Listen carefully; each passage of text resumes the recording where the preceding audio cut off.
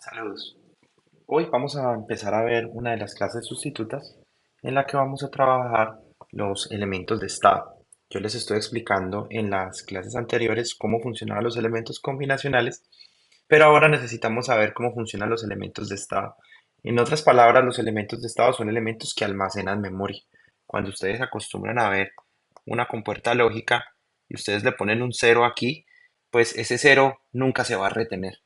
Nosotros tenemos que encontrar una forma de que haya un bloque que si yo pongo un uno y aquí se me pone un uno y aquí yo esto lo cambio como sea, este uno se va a permanecer constante. Ahí estaríamos hablando de una memoria.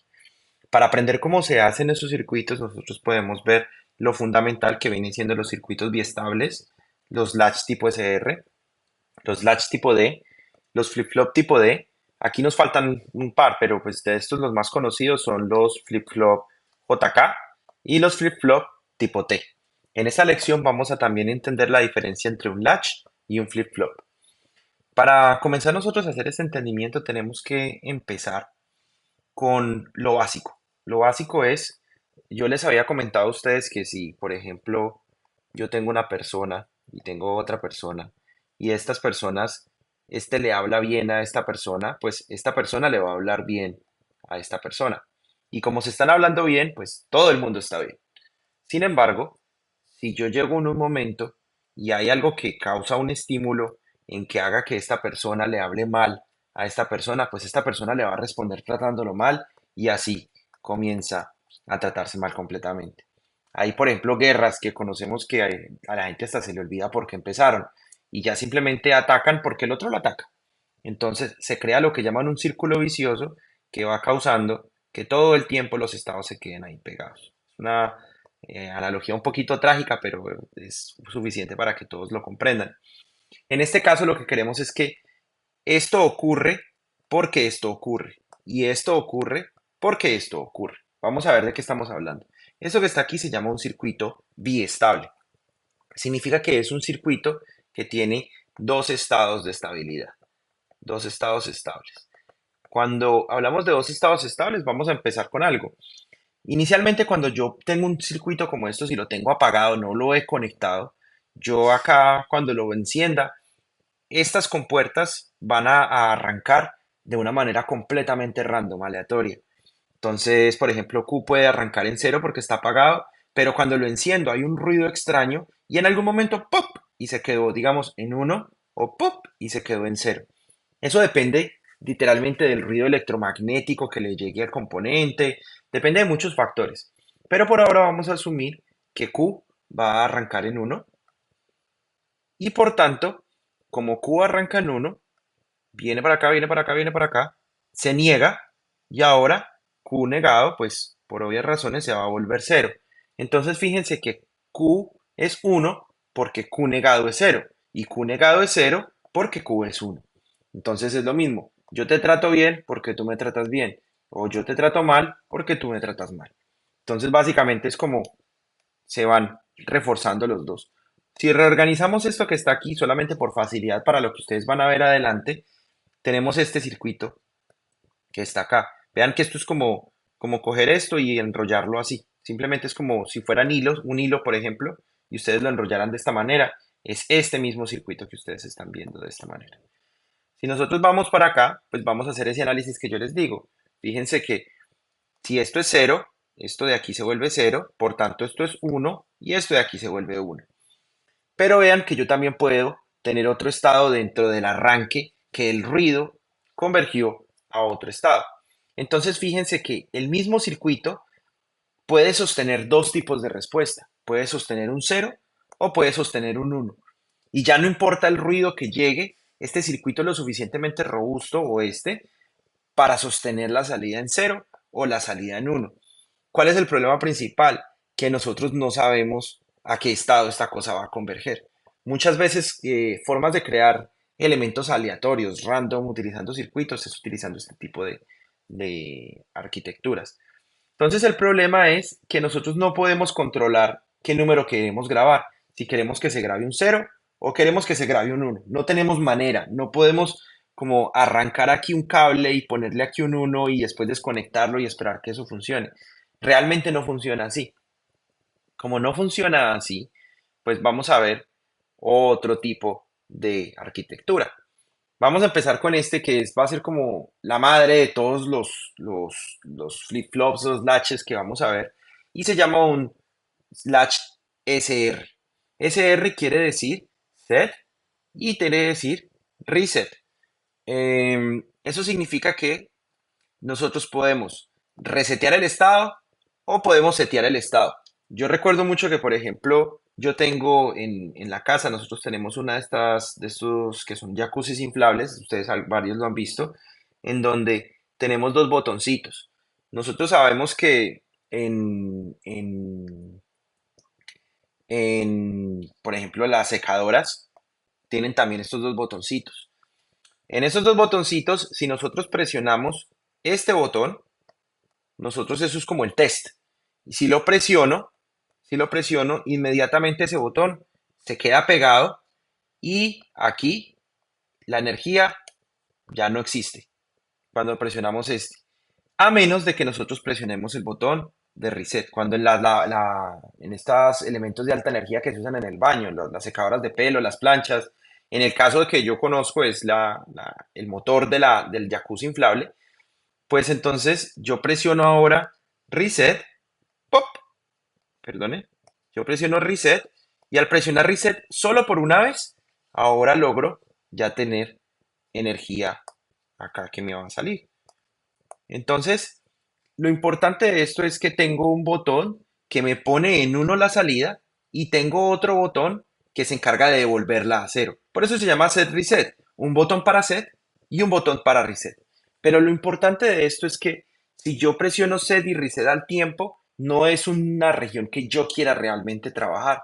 O si yo dejo este y este al tiempo, significa que él me va a retener la memoria. Vamos a ver un ejemplo. Primero vamos a arrancar con lo más fácil, que esto es cero y esto es cero.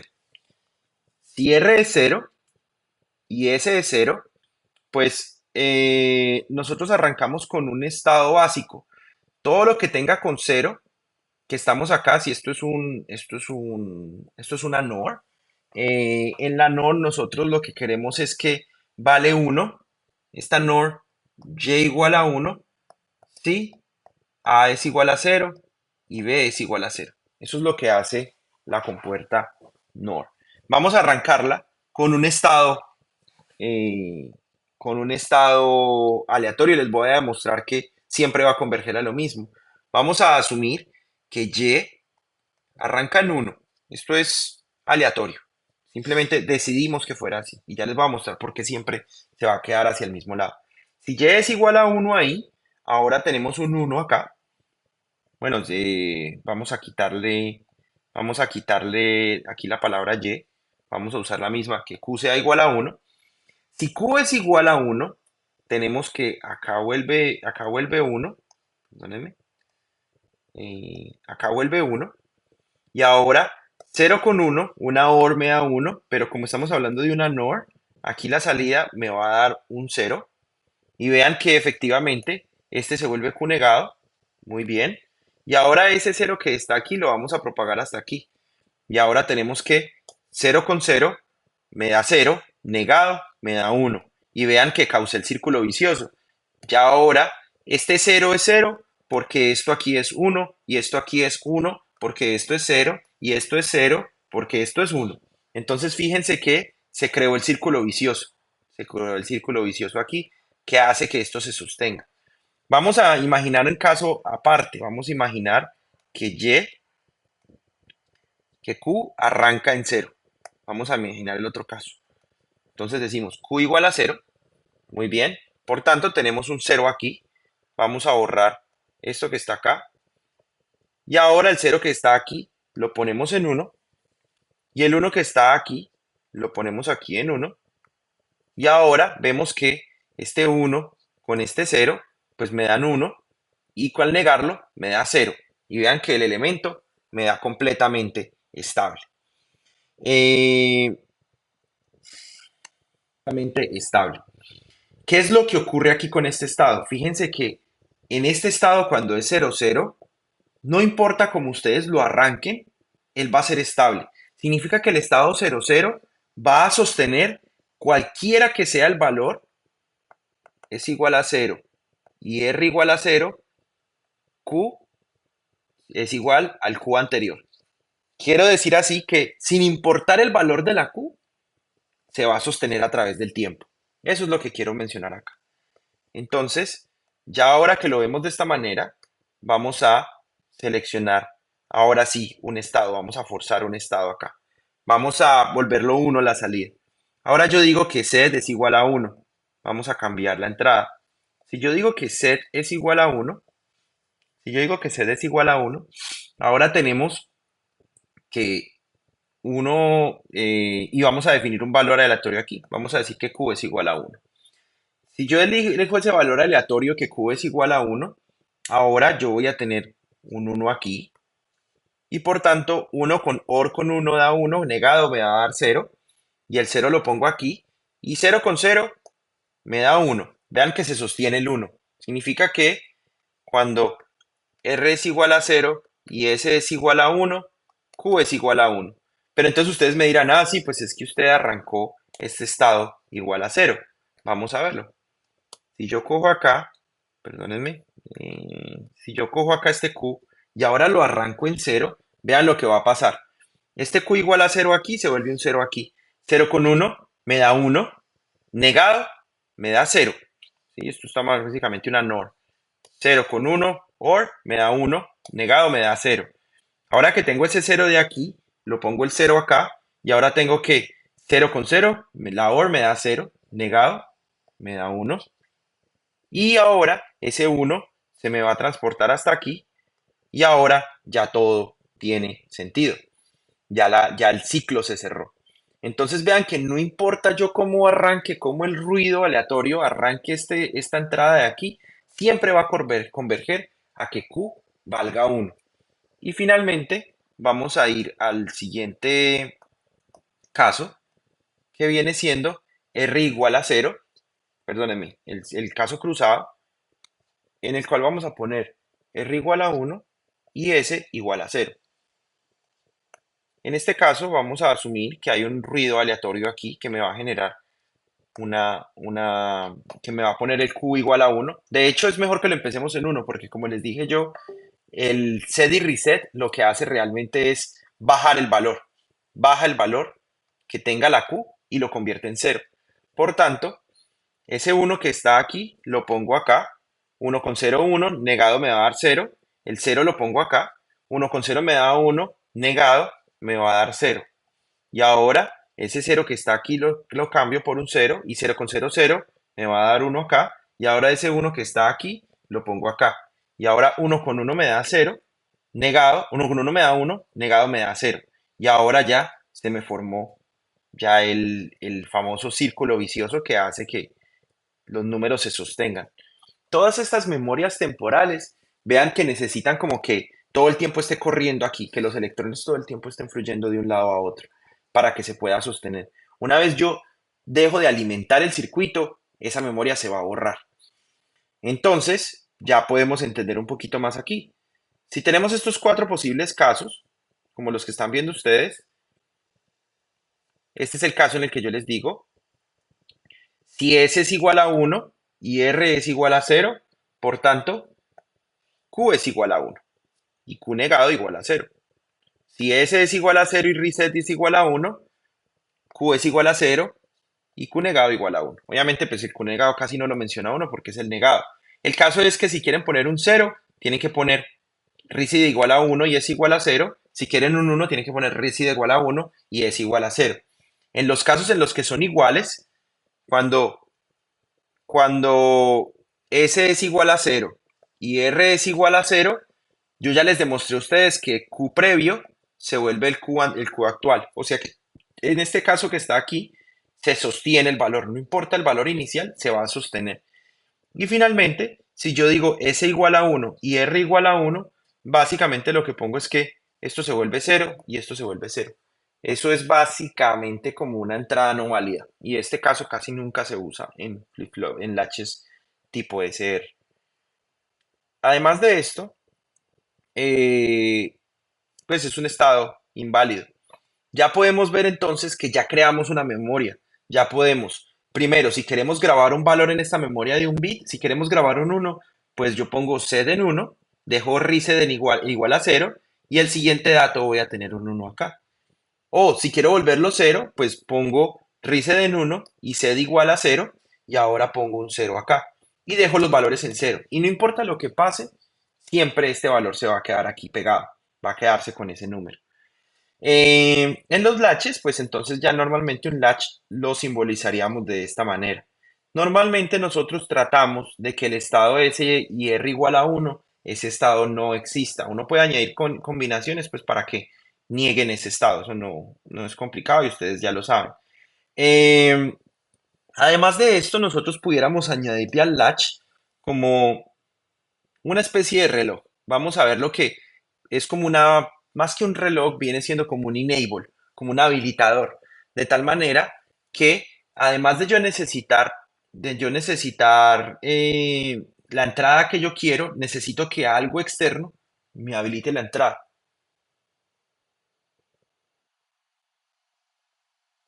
Em, Ahora, yo tengo un reloj y tengo un D.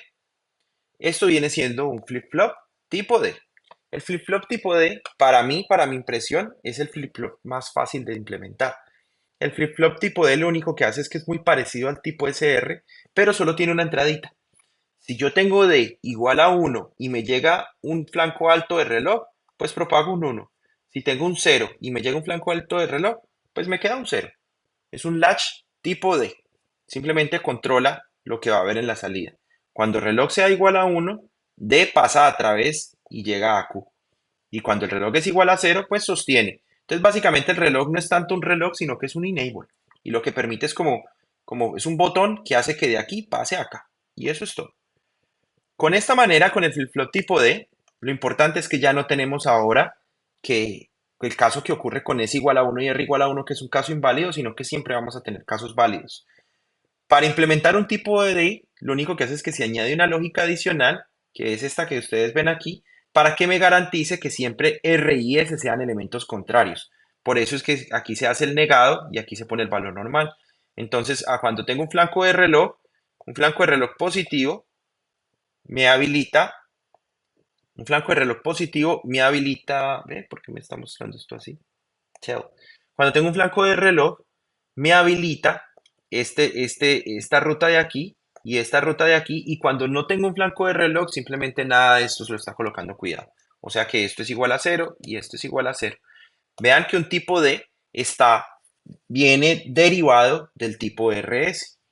Cuando nosotros vamos a ver la tabla de la verdad, que es esta que está acá, nosotros podemos ver entonces que el reloj, cuando el reloj valga cero, R va a valer cero y S va a valer cero, porque esto vale cero y esto vale cero, y como son ANDs, no van a dejar entrar. Ya saben que las ANDs se comportan como una puerta. Y además de eso, pues dice que D no importa, pues esto es no importa negado, ¿sí? Cuando yo hago eso y SR es igual a cero y cero, ya sabemos que Q es igual al Q anterior. El Q anterior a veces uno lo pone como con una comillita. Y el Q negado viene siendo el Q negado anterior. Cuando el reloj es igual a uno y D es igual a cero, vamos a analizar cómo se propaga la señal. Cuando el reloj es igual a uno y D es igual a cero, tenemos un uno acá y un uno acá, entonces ambos van a dejar ahora funcionar el flip-flop.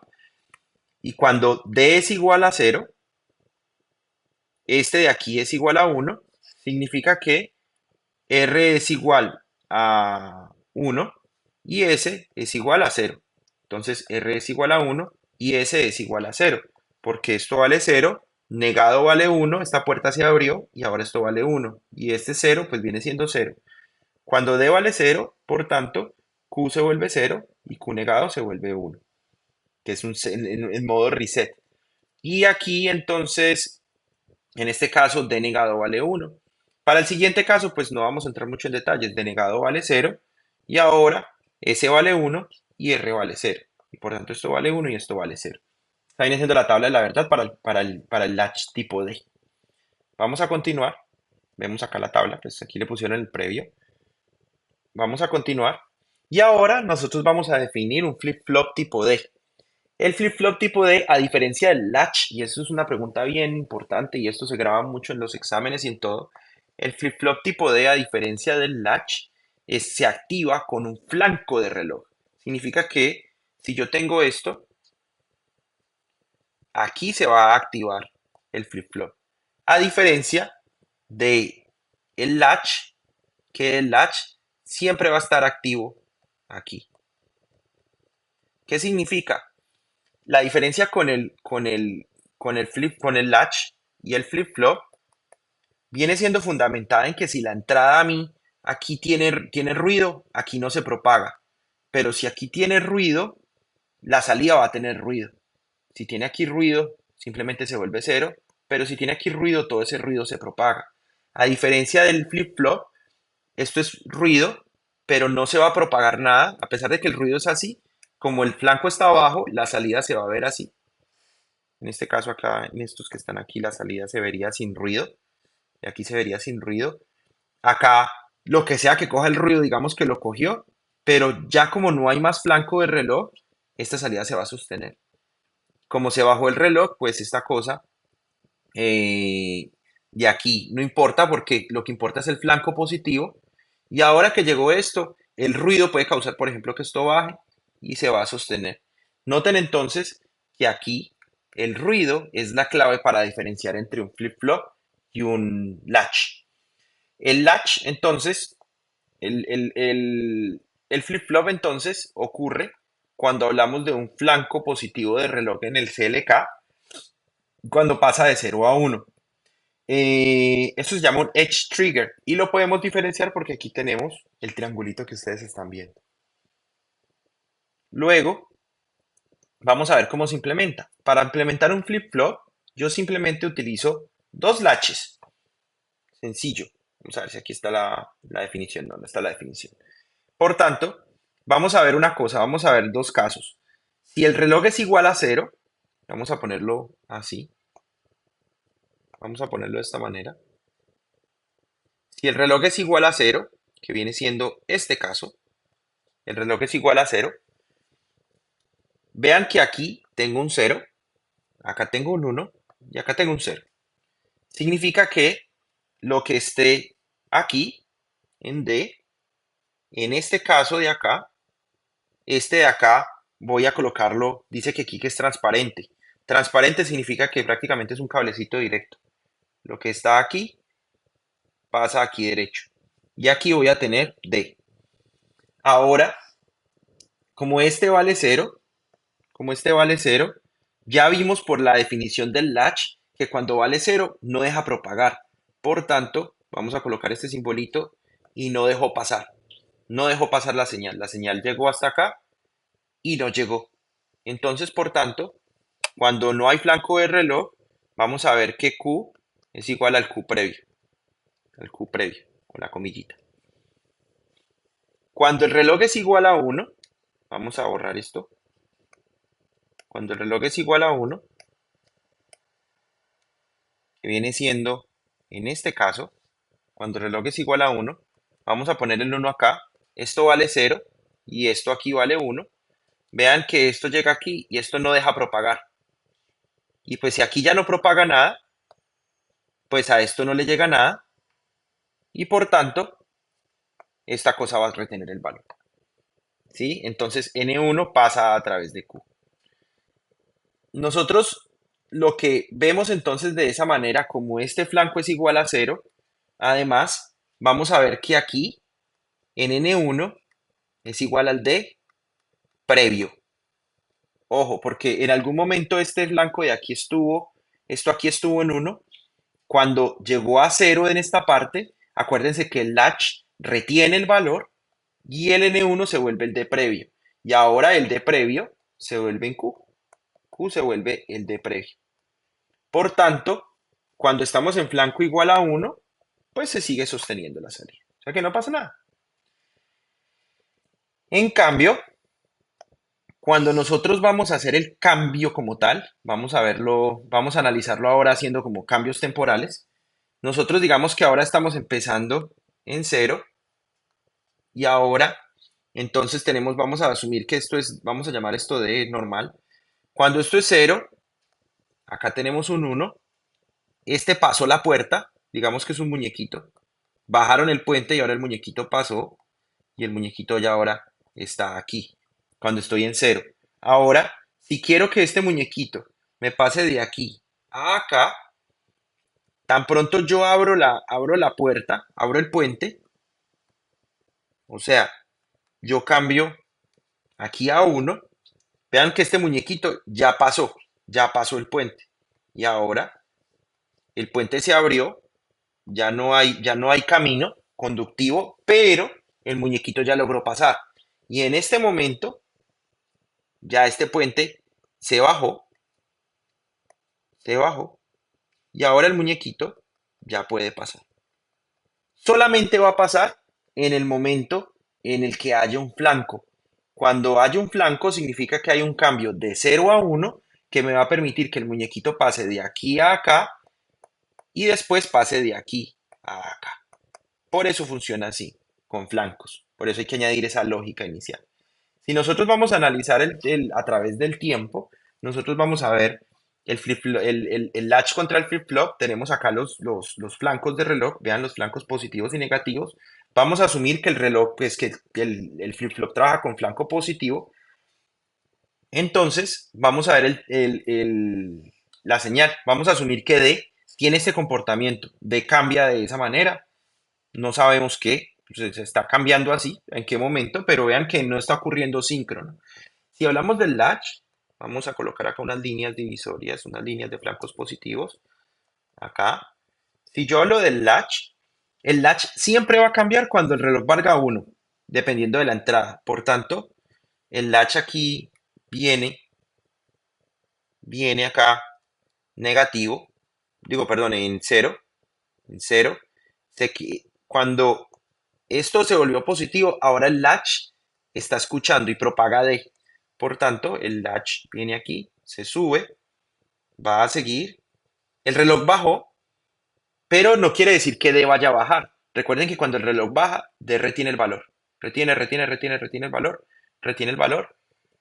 Ahora, el clock está arriba, D sube, D baja, porque el latch puede cambiar siempre y cuando el reloj valga uno. Solamente cambia cuando el reloj valga uno. Cuando el reloj vale cero, que es en esta área, ahí no puede cambiar. Vuelve otra vez y cambia, vuelve y cambia.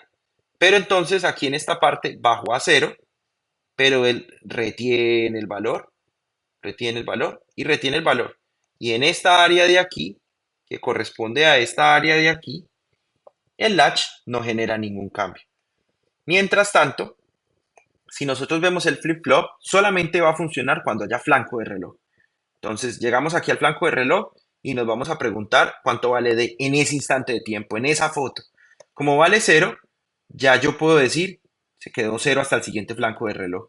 No me importa lo que cambió D en esta mitad, no va a pasar nada. Y ahora, D vale en este momento uno y hay flanco de reloj. Por tanto, el flip-flop sube y se quedó constante. Y ahora vamos a mirar el siguiente flanco de reloj. Este es el flanco de reloj y D vale uno. Por tanto, este se queda con su valor. ¿Listo? Esto vale uno. Vamos a colocarlo aquí. Esto vale uno. Y esto vale uno. Esto vale cero. Esto vale cero. Cero. Uno. Cero. Uno. Cero. Uno. Para que tengamos una noción de qué valores son. Y pues prácticamente es esto que ustedes están viendo aquí. ¿Listo? Este simbolito que está aquí es para decir que puede empezar en uno o en cero, que no importa pues lo que ustedes tengan. Eh, ok. También tenemos nosotros acá, ya cuando hablamos de registros, por ejemplo, en Arquitectura 2 que hablamos de registros de 32 bits, pues simplemente tenemos 32 flip-flops, uno con otro, todos con la misma señal de reloj. Y cuando llega la señal de reloj, pues D se propaga a Q. Eso lo vamos a ver mucho en Arquitectura 2. También los flip-flops finalmente tienen la forma de colocar enable. No solamente necesitan el flanco de reloj, sino que necesitan también tener un enable para que puedan hacer la propagación. En este caso, lo único que se le añade es un multiplexer en la entrada, de tal forma que cuando el enable valga uno, pues esto vale D. Cuando el enable valga cero, pues D vale cero. y entonces no va a haber ningún tipo de propagación. Eh, cuando nosotros tenemos que enable es igual a cero, pues la entrada del flip-flop tipo D vale cero y él no va a coger y no va a retener nada. Porque, perdónenme, cuando el enable vale uno, la entrada del flip-flop se vuelve la salida anterior. Cuando enable vale cero, la entrada del flip-flop se vuelve la salida anterior y se va a formar el círculo vicioso. Y por tanto, Q no va a cambiar. Esa es la forma de hacerlo. Además de eso, además del enable, también el flip-flop tipo D le podemos colocar un reset. En caso tal de que este valor valga uno, pues le ponemos un uno acá y ahí mismo se vuelve cero. Esa es otra forma que se le puede hacer. Hay varias formas de hacer el flip-flop con reset. Vean que el flip-flop con reset podemos dejarlo síncrono, de tal manera que le ponemos acá un reset. Esto significa que viene negado. Y cuando yo este reset valga cero, esto vale uno. Perdón, cuando reset valga uno, entonces esta cosa vale cero y se grabó un valor de cero. Esa es una forma, es síncrono, siempre que depende del reset de cuando haya flanco de reloj. O puede ser asíncrono cuando lo podemos hacer que cambie en cualquier momento. Ese ya es un poquito más complejo porque nos tenemos que meter pues con el cableado interno del flip-flop.